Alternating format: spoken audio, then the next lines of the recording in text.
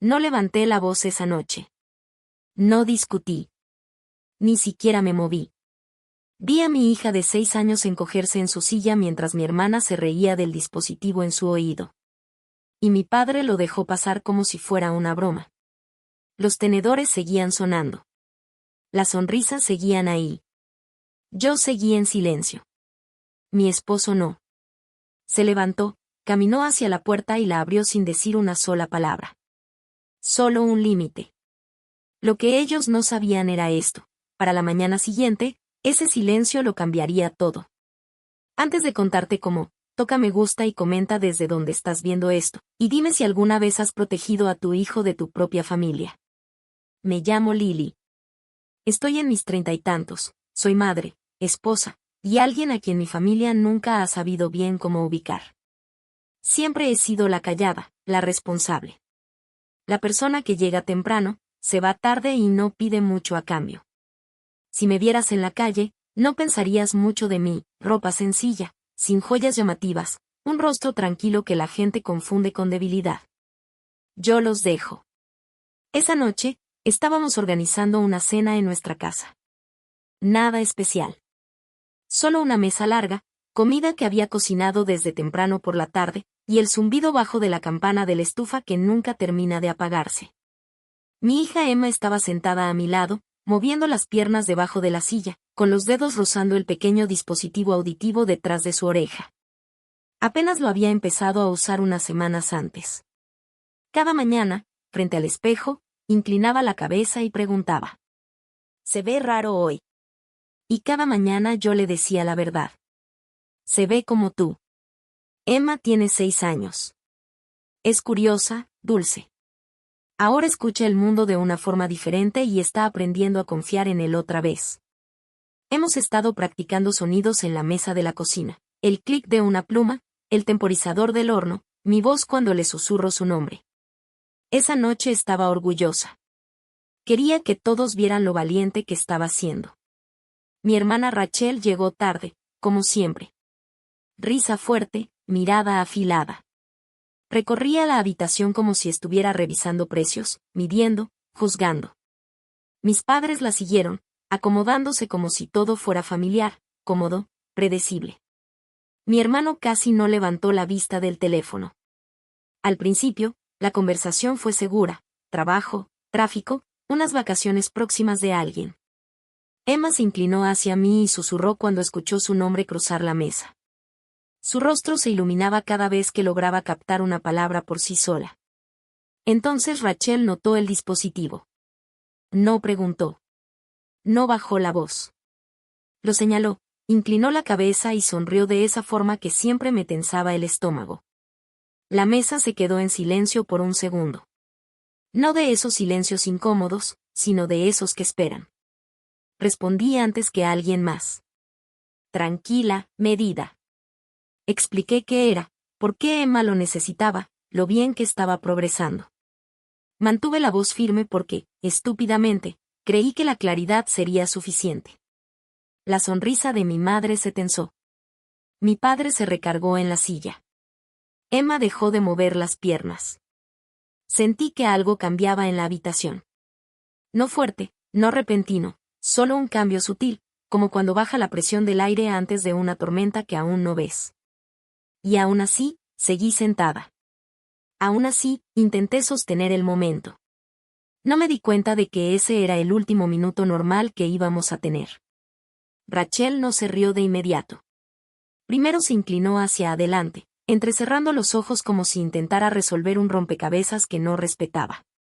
Su dedo quedó suspendido en el aire, no del todo señalando, pero lo suficiente para tensarme el pecho. «Ah, ¿eso es eso?», dijo. Pensé que era algún tipo de aparato raro. Sentí el hombro de Emma presionarse contra mi brazo. Su cuerpo se quedó quieto.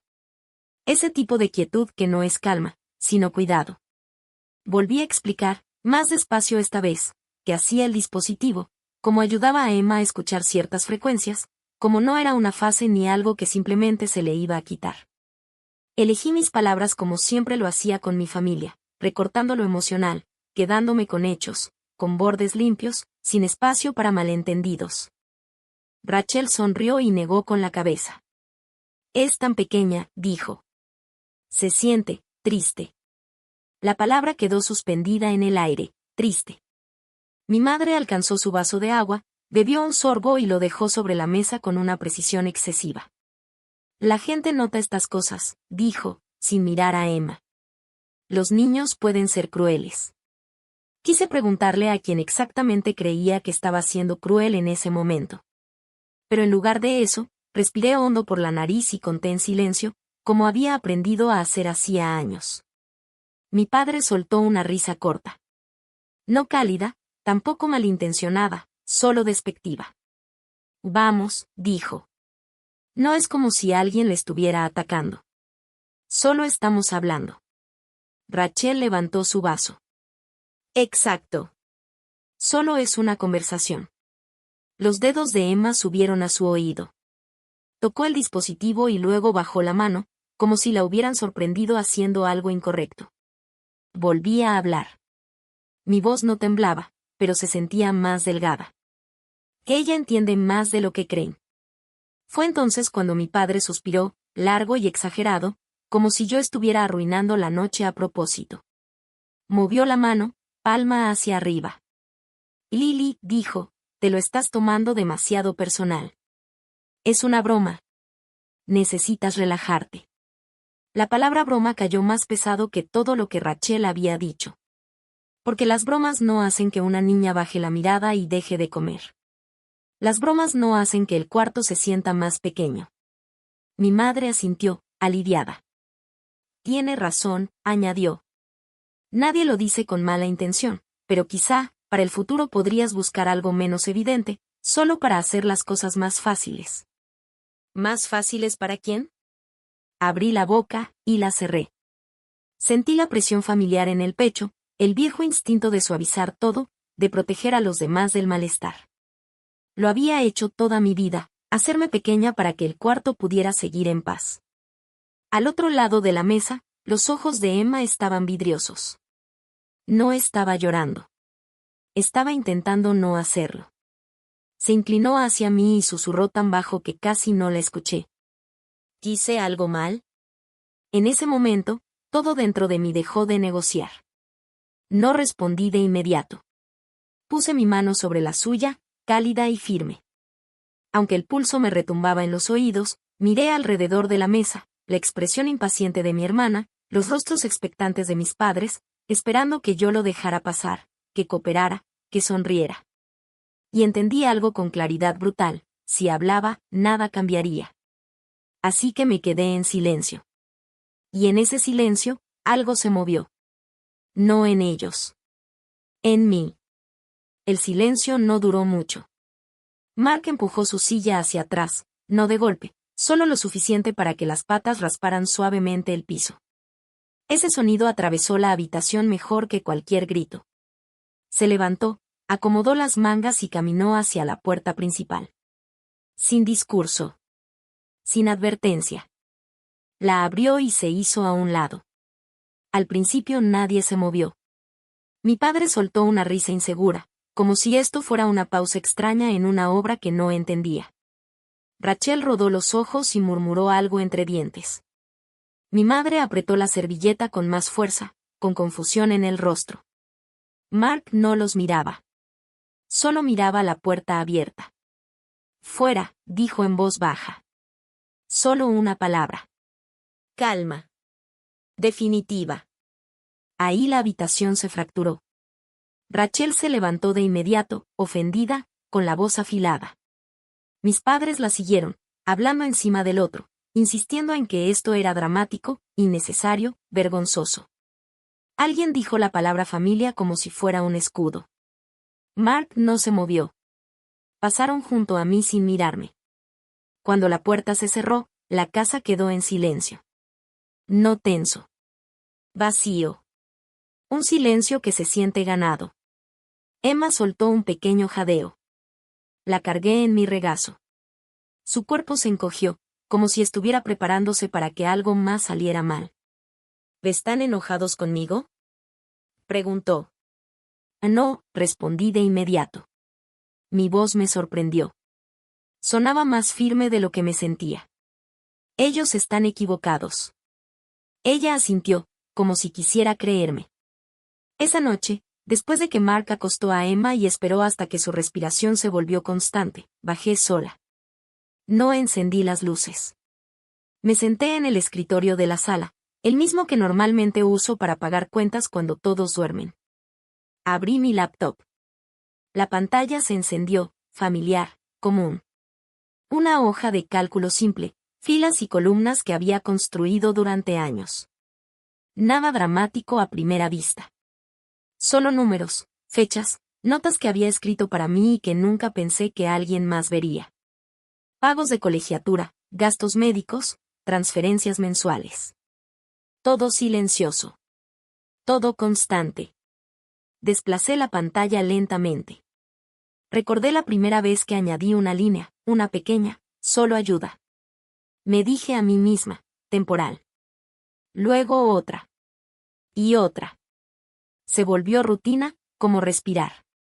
Algo que hacía sin pensar, porque podía.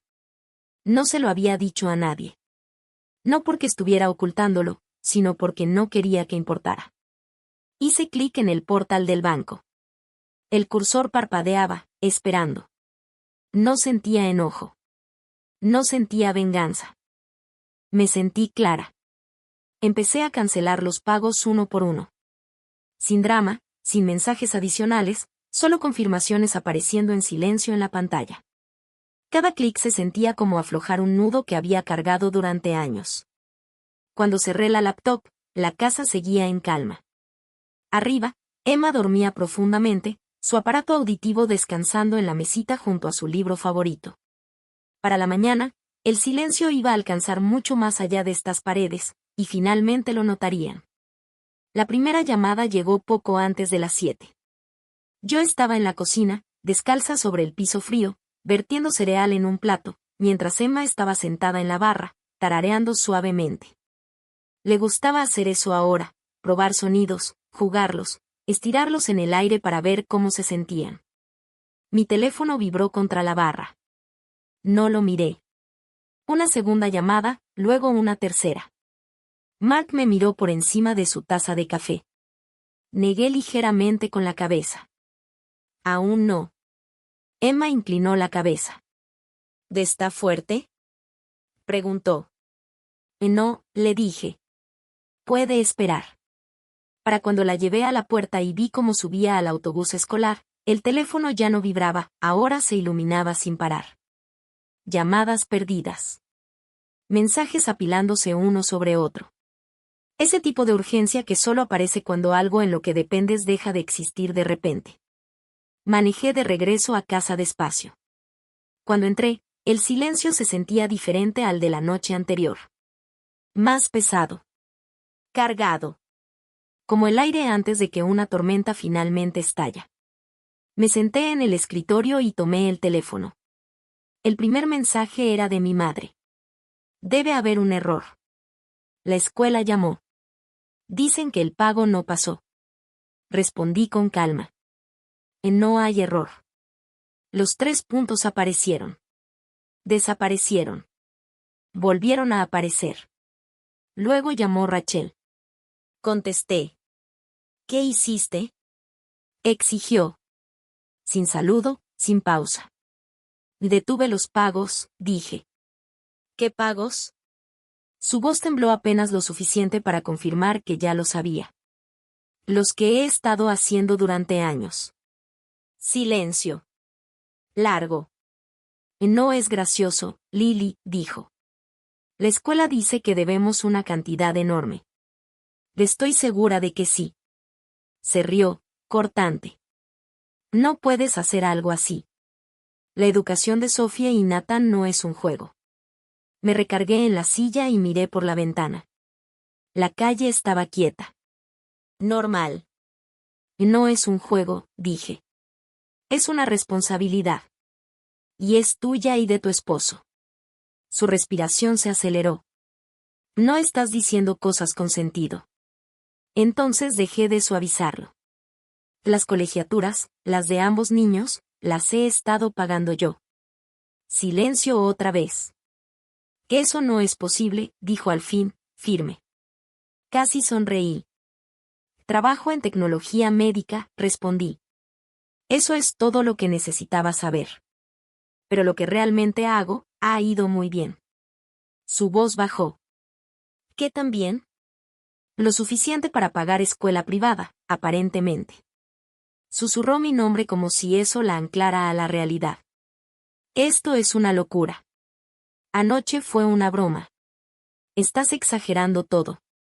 Una broma, que hizo que mi hija se tocara el oído como si fuera algo vergonzoso.